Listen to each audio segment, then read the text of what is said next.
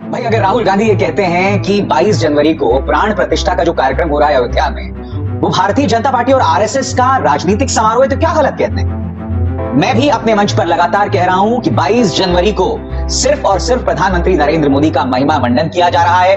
ये मौका है सिर्फ भाजपा के लिए वोट बटोरने का और उसके अलावा कुछ नहीं। और उसकी एक और मिसाल सामने आई है दोस्तों। द प्रिंट के फोटोग्राफर प्रवीण जैन ने कुछ तस्वीरें खींची हैं वाल्मीकि एयरपोर्ट, अयोध्या के वाल्मीकि एयरपोर्ट के ठीक बाहर। और इन तस्वीरों में देखिए, पहली तस्वीर देखिए दोस्तों, यहां पर बिजली के खंभों पर 3 खंभों पर प्रधानमंत्री नरेंद्र मोदी के कटआउट लटके हुए हैं और एक पर आप हमारे आराध्य श्री राम को देख रहे हैं। सबसे पहले दोस्तों इस तस्वीर को देखिए, चलिए पूरे स्क्रीन पर देखिए। आज मैं अपने दर्शकों से सवाल करना चाहता हूं, क्या इस तस्वीर में आपको कुछ भी आपत्तिजनक नहीं दिखाई देता? बताइए। अब चलिए दूसरी तस्वीर देखिए, यहां पर भी आप देखिए श्री राम आप देख रहे हैं और प्रधानमंत्री नरेंद्र मोदी।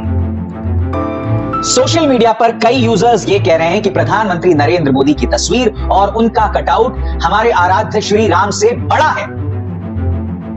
जाहिर सी बात है दोस्तों कि फोटो इस तरह से ली गई है जिससे ऐसा लग रहा है कि प्रधानमंत्री का कटआउट श्री राम से बड़ा है। मगर मैं आपसे पूछना चाहता हूं, क्या फर्क पड़ता है कि प्रधानमंत्री का कटआउट बड़ा है या श्री राम का कटआउट ज्यादा बड़ा है? हकीकत यह है कि प्रधानमंत्री नरेंद्र मोदी को श्री राम के समकक्ष, उनके साथ, उनके बराबर रख दिया गया है। और मैं आपसे पूछना चाहता हूं कि अगर आप धर्म में विश्वास करते हैं, हिंदू धर्म में विश्वास करते हैं, श्री राम में विश्वास करते हैं, तो क्या यह तस्वीर आपको आपत्तिजनक नहीं लगती? याद कीजिए, भारतीय जनता पार्टी के सोशल मीडिया हैंडल ने इस तस्वीर को वायरल किया था जिसमें प्रधानमंत्री का दर्जा रामलला से बड़ा दिखाया गया था। बाद में शर्मिंदा होकर जब इस पर बवाल हुआ था तो इस तस्वीर को उन्होंने हटा दिया था।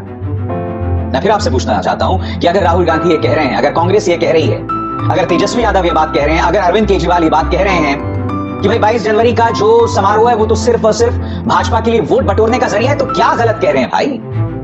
मैं आपसे पूछना चाहता हूं, यहां पर आपने देश के प्रधानमंत्री को श्री राम के समकक्ष खड़ा कर दिया। प्रधानमंत्री मशवरा आपको कौन दे रहा है? यह विनाशकारी विपरीत बुद्धि है।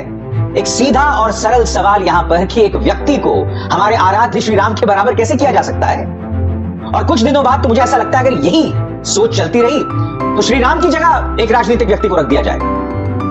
आज मैं प्रधानमंत्री से एक सवाल पूछना चाहता हूं। प्रधानमंत्री, आपने किताब लिखी थी ज्योतिपुंज, याद है? भूल गए? उस ज्योतिपुंज में आपने 40 पन्ने एमएस गोलवालकर को डेडिकेट किए थे। आपने 40 पन्ने एमएस गोलवालकर पर लिखे थे। वो एमएस गोलवालकर जो कि आरएसएस के विचार गुरु हैं, विचारधारा की नुमाइंदगी करते हैं एमएस गोलवालकर आरएसएस के। एमएस गोलवालकर ने किताब लिखी थी जिसका नाम था बंच ऑफ थॉट्स। उसमें कई विवादास्पद चीजें थी मगर उसमें एक और चीज का जिक्र था। उन्होंने कहा था कि हमारा यह मानना है कि हम व्यक्ति पूजा के खिलाफ हैं, हमारे लिए ध्वज परम है।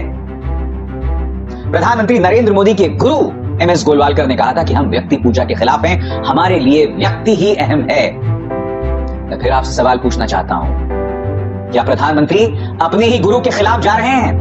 यह सवाल उठना चाहिए। एमएस गोलवालकर के विचारों से आप असहमत हो सकते हैं मगर खुद उन्होंने लिखा है कि हम व्यक्ति पूजा के खिलाफ हैं, हमारे लिए ध्वज परम है। तो मैं समझना चाहता हूं, जब प्रधानमंत्री नरेंद्र मोदी को श्री राम के समकक्ष बताया जा रहा है, उनके बराबर और कई तस्वीरों में उनसे बड़ा भी, तो कहां गई वो सोच, कहां गई वो विचारधारा?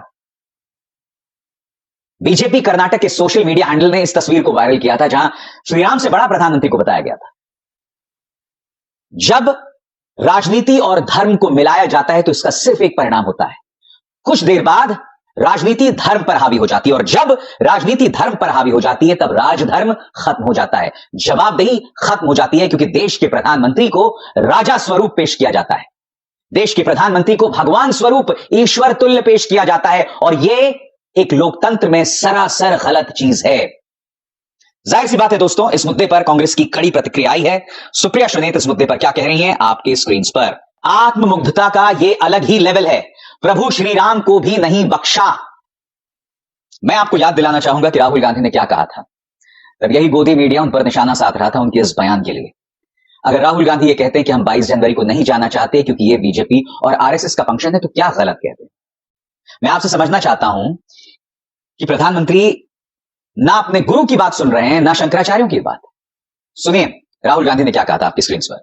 22 तारीख का फंक्शन जो है ये राजनीतिक फंक्शन बन गया है। हिंदू धर्म के जो हमारे लीडर्स हैं, जो अथॉरिटीज हैं, उन्होंने कहा है कि वो नहीं जा पाएंगे क्योंकि ये राजनीतिक फंक्शन बन गया है। आरएसएस ने, बीजेपी ने 22 तारीख को एक चुनावी flavour, election flavour, political flavour दे दिया है। इसलिए कांग्रेस प्रेसिडेंट ने इनकार किया वहां जाने का। जहां तक धर्म की बात है, हम सब धर्मों के साथ ये कहना चाहते हैं कि जो भी जाना चाहता है जा सकता है, कांग्रेस पार्टी से जा सकता है, but we can not be party to political. तो जैसे मैंने कहा ना, प्रधानमंत्री ना अपने गुरु एमएस गोलवालकर को मान रहे हैं, जिन्होंने कहा था कि हम व्यक्ति पूजा के खिलाफ हैं, हमारी जो निष्ठा है वो ध्वज के प्रति है, हमारे लिए ध्वज परम है। कहां है विचारधारा भाजपा की? उसे तो आपने दफना दिया। कहां है संघ की विचारधारा?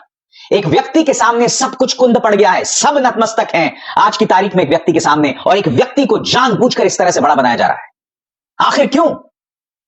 मैं समझना चाहता हूं, जब शंकराचार्य ये कहते हैं कि अधूरे मंदिर की प्राण प्रतिष्ठा नहीं हो सकती, तब शंकराचार्यों के खिलाफ प्रोपेगेंडा चलाया जाता है, टूल किट चलाया जाता है कि नहीं साहब, सोमनाथ मंदिर में भी 15 सालों बाद पूर्ण निर्माण हुआ था, प्राण प्रतिष्ठा पहले हो गई थी।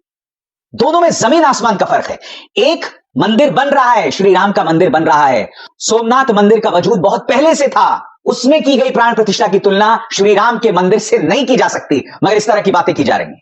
मैं ये समझना चाहता हूं कि इस आत्ममुग्धता की आखिर वजह क्या है। दोस्तों, 2 दिन से क्या हो रहा है, एक वीडियो वायरल हो रहा है। इंडिया टीवी ने मुख्यमंत्री योगी आदित्यनाथ का इंटरव्यू किया, और उसमें मुख्यमंत्री आदित्यनाथ ये कहते हैं कि भाई मैं तो सिर्फ एक ही वेशभूषा पहनता हूं, मैं अपनी वेशभूषा नहीं बदलते रहता हूं। तो सवाल ये कि मुख्यमंत्री आदित्यनाथ किसे ताना दे रहे थे कि एक व्यक्ति दिन में 2-2, 3-3 बार जो है वेशभूषा बदलता है, ये ताना किसको लेकर था? ये चीज जो है वो हमें समझनी पड़ेगी। सुनिए मुख्यमंत्री आदित्यनाथ ने क्या कहा था। हमें कोई दुविधा नहीं, जो अंदर है जो बाहर है। घर के अंदर जैसा कपड़ा पहनते होंगे वैसे कपड़े पहन के बाहर भी जाते हैं, मंचों पे भी जाते हैं, कहीं जाना हो देश में दुनिया में वही बाना पहनेंगे। ऐसा थोड़े है कि जो है अलग अलग जगह अलग अलग बाना पहन करके लोगों को बेवकूफ बनाए। ये कोई रंगमंच नहीं है। अब जाहिर सी बात है दोस्तों, कांग्रेस को मौका मिल गया है मुख्यमंत्री आदित्यनाथ के इस बयान पर सीधे प्रधानमंत्री पर हमला बोलने के लिए। ट्विटर और सोशल मीडिया पर लोग कह रहे हैं कि क्या ये मुख्यमंत्री आदित्यनाथ और प्रधानमंत्री नरेंद्र मोदी के बीच में जो पहले से तनाव चला रहा है उसका परिणाम है? क्या कह रही है कांग्रेस, मैं आपको पढ़ के सुनाना चाहता हूं। योगी बाबा साहब पर व्यंग्य बाण क्यों भेद रहे हैं? सीधे सीधे कह दें, उनकी पार्टी ने प्रधानमंत्री नहीं परिधान मंत्री दिया है। और जब ये बात वो लोग अपने ट्विटर हैंडल पर कह रहे हैं, तो एक तरफ जैसे कि आप देख सकते हैं मुख्यमंत्री आदित्यनाथ का बयान चल रहा है, और दूसरी तरफ प्रधानमंत्री जो अलग अलग वेशभूषाओं में आते हैं, बार बार अपनी वेशभूषा बदलते हैं, उसका जिक्र किया जा रहा है। मैं एक बात स्पष्ट कर दूं दोस्तों, यही बात सुप्रिया सुनीत भी कह रही हैं, प्रधानमंत्री हैं, कोई रंगमंच के कलाकार थोड़े ही। सुनिए क्या कह दिया योगी जी ने। अब जाहिर सी बात है कि मुख्यमंत्री आदित्यनाथ ने किसी का नाम नहीं लिया, और हम ये नहीं कह सकते कि उनका निशाना प्रधानमंत्री पर था या नहीं, मगर यहां एक बड़ा मुद्दा है दोस्तों। वो बड़ा मुद्दा क्या है? वो बड़ा मुद्दा यह है कि आज की तारीख में हर चीज एक व्यक्ति के सामने बौनी होती जा रही है।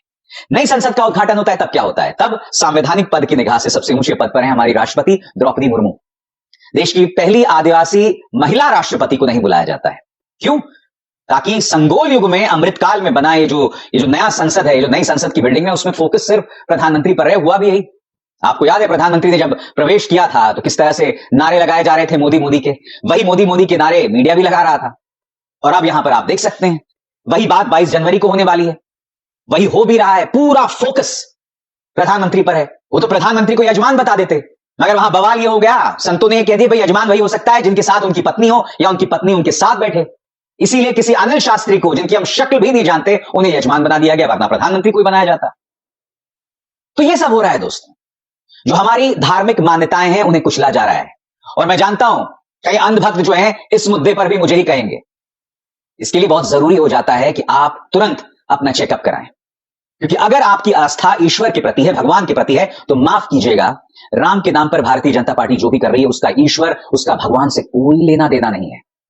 ये तस्वीरें उस बात की बानगी हैं, इससे मुंह मत मोड़िए। ये हकीकत है जो बतला रहा है कि श्री राम से भी बड़ा कद प्रधानमंत्री का पेश किया जा रहा है। आप भी इस देश के नागरिक हैं, आपको भी अधिकार है अपने शासक से, अपने चुने गए नेता से सवाल करने का। और जब एक व्यक्ति को भगवान से भी बड़ा बताया जाएगा तो स्वाभाविक सी बात है उसे सवाल करने का कोई प्रश्न ही नहीं होता। तो ऐसे में लोकतंत्र कहां बना रहेगा?